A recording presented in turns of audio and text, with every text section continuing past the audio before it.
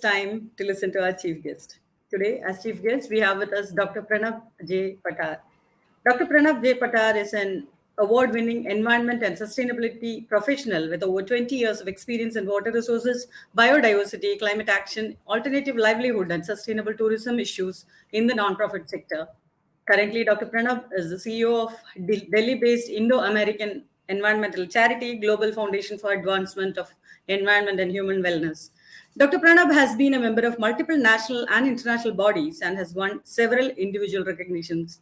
As a capacity development specialist and as a public speaker on environmental issues, he has trained and addressed over 10,000 teachers, students, NGO professionals, and corporate executives on key environmental issues. The work of the foundation encompasses a wide range of issues, and through ground level interventions, it has been able to work towards achieving multiple SDGs. Let me invite Dr. Pranab J. Patar for the chief guest address. Over to you, sir. Thank you. Greetings and warm wishes to all our participants, organizing team, especially Ms. Aparna, Mr. Santosh. It is an absolute pleasure and honor to be here on this August program today. On this special session as part of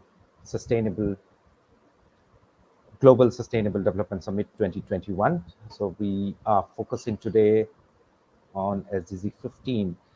I'm glad Ms. Christina has already set the tone of the session. So it has made my life easy. And I'm going to use a small presentation to further support my talk on SDG 15. So it should be visible now. Yes, it's loading. Yeah, we can see it now. Perfect. Right. Thank you. So at the beginning, before I start, I would like to give you a little background about the organization that I represent. A Global Foundation is a very unique entity. We are founded on triple bottom line philosophy that focuses on people, planet, and profit. So as we walk along on three critical areas of environment, water, climate, and food, we tend to also address a number of sustainable development goals, and SDG 15 happens to be one of them. I'm going to touch upon today some basics. Given the interest of time, I'm not going to take longer. Rather, I will quickly jump over to critical areas before we talk about SDG 15. I want to give you a little background, why as to our talk today, our action today, our discussion forum today, the theme of this particular session today, why it has become so important and relevant to focus on various aspects of environment, including life on land, which is the theme of SDG 15. So I want to give you a little background and some basic ideas, how everything is so interlinked and how this is becoming so urgent for humankind to act upon saving our natural resources. So if you look at this particular slide carefully, there are a few pictures right here. This is essentially taken in India. It covers flood, it covers forest fire, it covers drought, it covers cloudburst, it covers pollution issues, it covers crop failure, it covers waste challenges, it covers the growing diseases, including pandemic like COVID-19. So if we look at this particular pictures and a set of pictures carefully, you will see a very underlying factor connecting each one of them. Of course, we all know that everything is related to environmental issues, the challenges that we face day in and day out. But the biggest factor that is contributing all the problems that we see today or face today is changing climate. Unfortunately, changing climate is one particular change. That's something that people humans do not want to see or talk about. Uh, of course, there's an urgency that we are talking about and we are trying to act upon it. But otherwise, human tends aspires to see change everywhere in our life, day-to-day life. We say that change should be the only constant in life. But climate change is one thing that people despise. People do not want to talk or appreciate this particular change. So if we look at this particular slide or we pick up any global statistics, things are not good. Things are rather alarming. The recent report of IPCC sixth assessment report, it has further highlighted the condition. It's saying it's code red for humanities. So that means we need to act further and quicker to be able to address these changes looming large upon our civilization. So and as a result, we are seeing multiple impacts that is causing different dimensions of environment. So this particular slide, we're trying to present a scenario where because of changing climate and that is causing issues like global warming, pollution, water stress globally. And then it is further impacting life on land, life underwater, agriculture productivity, further contributing to poverty. In fact, Aparna has rightly mentioned about this is the changing climate is not just an environmental problem, it is a larger economic and social problem.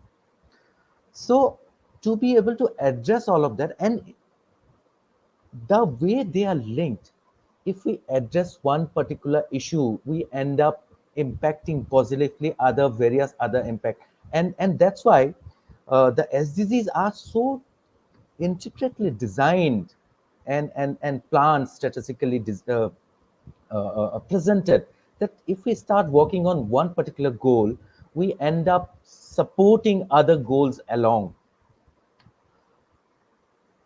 So I keep emphasizing all these challenges that we see.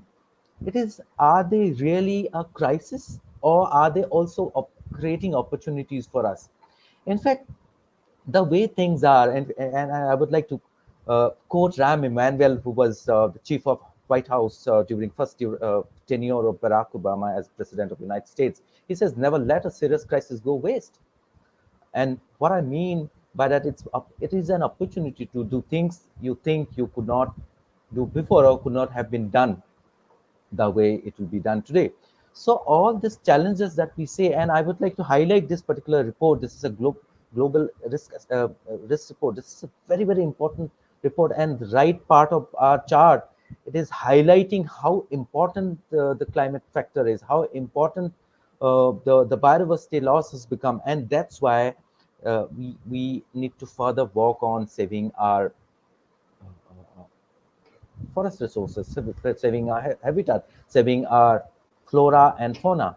So now, if we look at India as an example, India is it's a very unique country, very diverse, both in terms of cultural resources and natural resources, and it also happens to be one of the mega biodiverse countries. But the way things are, both human induced pressure as well as natural conditions of the changing environment, things are becoming difficult. Though we are constantly looking at habitat loss, we're constantly looking at biodiversity loss, we are constantly looking at loss of opportunities, we are constantly looking at economic downfall, we're constantly looking at loss of job and livelihood avenues. So, so that's where the relevance of our topic today, the theme of our session today is becoming more and more important. SDG15.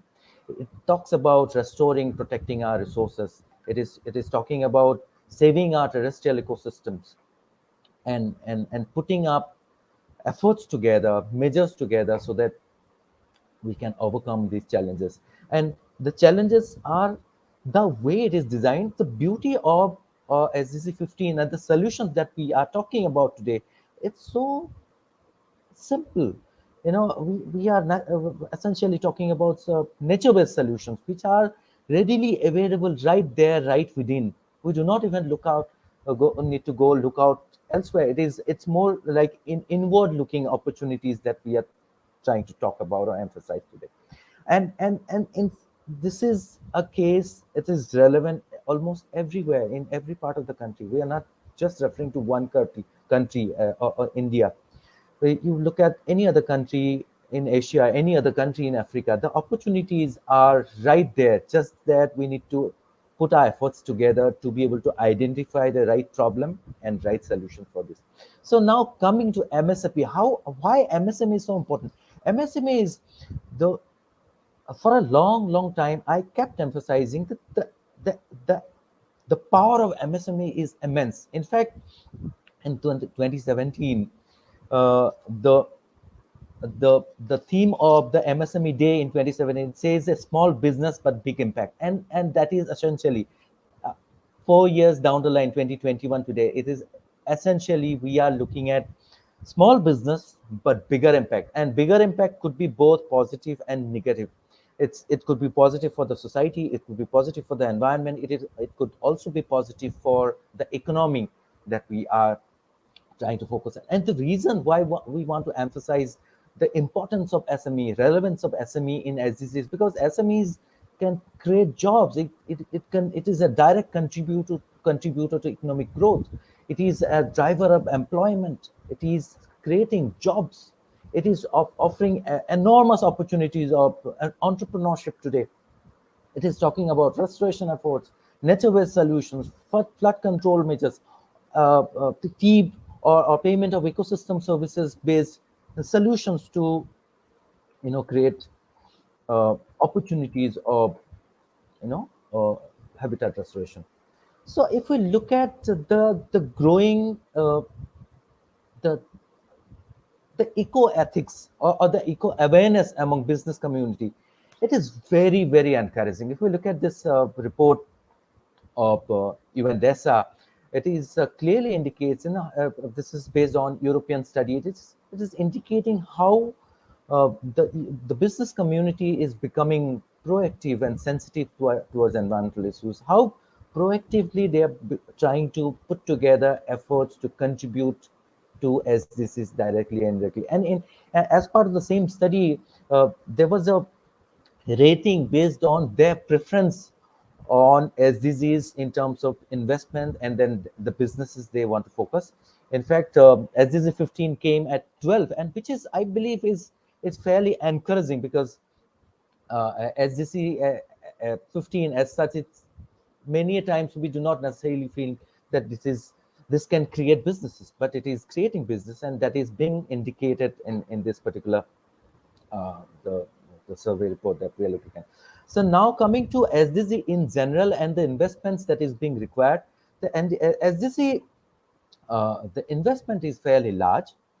However, there's a gap of about more than 2 billion USD per annum, and so that means it has more potential.